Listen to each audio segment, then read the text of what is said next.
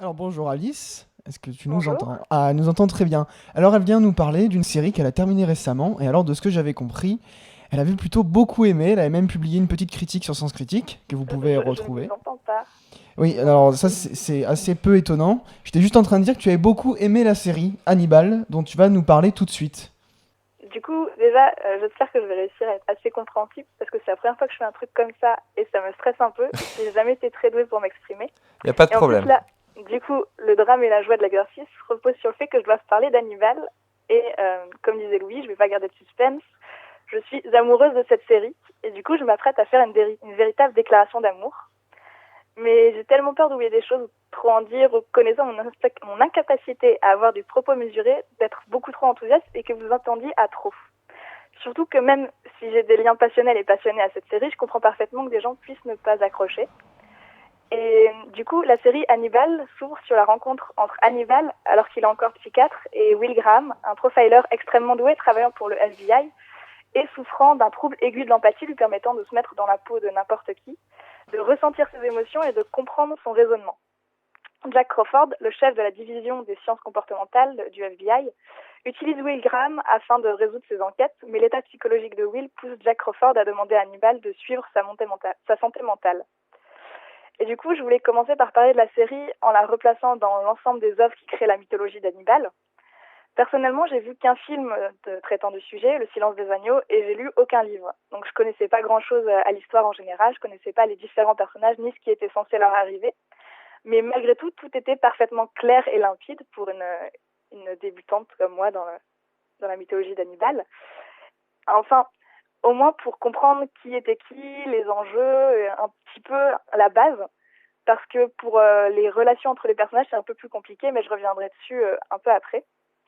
Et même si j'étais du coup un peu perdue sur certains points, les gens qui connaissent la mythologie parfaitement sont tout autant de ce que je sais, parce que j'ai harcelé un ami qui est un fan invétéré d'Hannibal et de sa mythologie en général, pour qu'il se mette à regarder la série. Au début, il ne voulait pas, de peur que Brian Fuller et son équipe détruisent toute cette mythologie.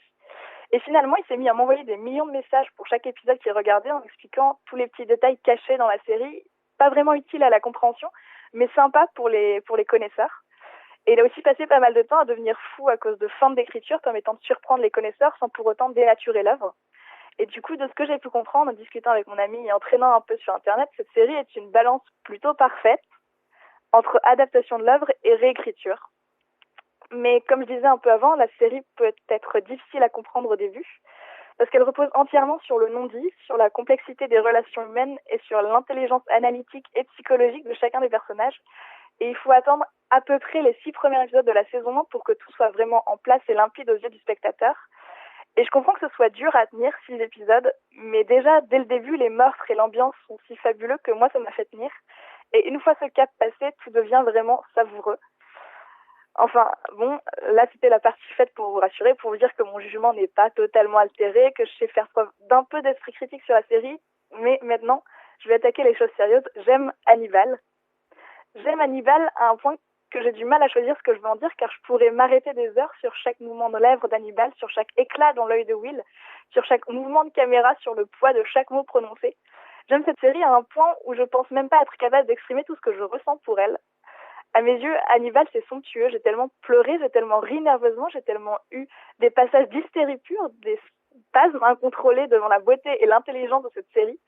J'ai aussi eu des épisodes entiers de paralysie, j'ai ressenti de la douleur physique liée au stress, et aussi de la joie pour certains personnages par moments, mais surtout, étant donné la noirceur et la violence de la série, de la joie, car j'avais la chance de pouvoir voir une telle beauté et une telle perfection artistique à mes yeux sur tous les niveaux. Vraiment, je ne comprends pas comment des gens peuvent écrire des choses aussi parfaites, ni comment des gens peuvent réaliser des choses aussi belles, ou comment des gens peuvent jouer aussi magnifiquement. Quand je vois le jeu de Matt Mikkelsen dans le rôle d'Hannibal, j'en ai des frissons de joie et de peur. Et quand je vois Hugh Dancy dans le rôle de Will Graham, j'ai l'impression d'être perdu dans l'espace, d'être en apesanteur. Beaucoup de gens parlent de la performance de Mikkelsen, mais personnellement, je voudrais élever au rang de chef-d'œuvre celle de Hugh Dancy. L'instabilité émotionnelle qu'il nous montre, ces tripes qu'il n'hésite pas à nous lancer à la tête et cette façon qu'il a de créer une aura, un vortex autour de lui, nous entraînant dans sa perdition et nous montrant la détresse de son personnage, le trop plein d'émotions que le personnage voudrait cacher mais qui déborde malgré lui, mais aussi toute sa force et sa splendeur. Quand je regarde les acteurs jouer, j'ai l'impression de regarder un vrai morceau de vie dans ce qu'elle a de plus beau et de plus violent, et j'ai l'impression d'être un dieu omniscient. Et rien que de vous parler du jeu de Hugh Dancy, je me sens amoureuse de son jeu. Et je me sens tellement chanceuse de pouvoir être témoin de ça, et ça me motive à toujours travailler plus, toujours réfléchir plus, pour moi aussi un jour peut-être atteindre cette perfection de jeu. Et là, je parle du jeu parce que c'est mon domaine, et je me sens donc plus à l'aise pour en parler, mais l'écriture et la réalisation suivent sans problème à mes yeux. Elle m'emmène dans des recoins de mon intellect et de mes émotions dont je ne soupçonnais même pas l'existence. Et donc, en toute logique, devant cette série, j'ai tremblé comme jamais. Je n'ai tremblé. J'ai plusieurs fois perdu le contrôle de ma respiration. J'ai pleuré.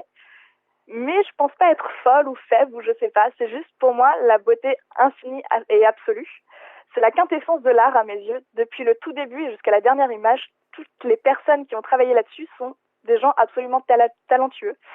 Et Bryan Fuller, je ne sais vraiment pas comment il fait. Je ne trouve pas de mots pour désigner sa puissance artistique. C'est l'homme qui a fait les séries qui m'ont le plus touché esthétiquement et émotionnellement et intellectuellement.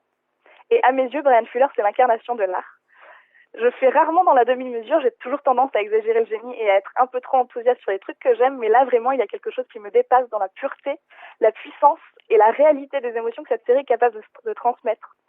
Et même si la série a été annulée en cours de saison 3, Bryan Fuller croit toujours en la possibilité de trouver un moyen de faire une saison 4 ou un film pour pouvoir finaliser son histoire comme il l'avait prévu. Et j'aimerais beaucoup voir les choses qu'il a en réserve, les choses qu'il peut encore nous éclater à la gueule, mais si ça se fait pas, c'est pas si grave, parce que cette fin se suffit en elle-même et c'est parfait pour moi. Et je suis tellement curieuse et impatiente de voir quelle nouvelle série, quel nouveau bijou il peut nous créer. Et je vous dis tout ça et je sais même pas si c'est vraiment ce que je dois vous dire et ce que je peux vous dire. Je sais que j'en ai parlé avec énormément d'enthousiasme et j'ai peur que vous soyez déçus, mais j'ai peur aussi de ne pas assez rendre hommage à cette série qui m'a bouleversée, qui a changé ma vie artistique, de ne pas réussir à pleinement exprimer mon amour pour elle. Et je ne sais pas comment conclure tout ça, alors je vais juste citer Hannibal parlant à Will. C'est beau, en quelque sorte, de donner une voix à l'innommable.